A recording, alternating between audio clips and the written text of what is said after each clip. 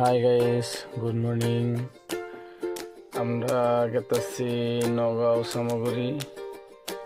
বাড়ির থেকে বের হওয়ার সময় এই ভিডিওটা। নগাঁও সামগ্রী আমার ভাইয়ের বাড়ি।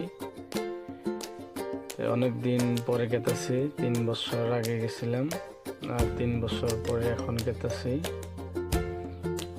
তাই আমরা 6-7-8 জন মানুষ গেতাছি। আমি আছি, আমার পরিবার আছে, আমার 2টা মেয়ে আছে, আমার একটা শালা বউ গেতাছে, 2টা শালা বউ গেতাছে। এই যে পিছনে দেখতেছেন, এটা হলো বড় শালা, কিন্তু গাড়িতে জায়গা হবো না বলে বড় শালাকে নিয়ে যেতে পারলাম না। তাই আপনারা দোয়া করবেন ভালোভাবে যেতে পারি, যাতে ভালোভাবে ঘুরে আসতে পারি।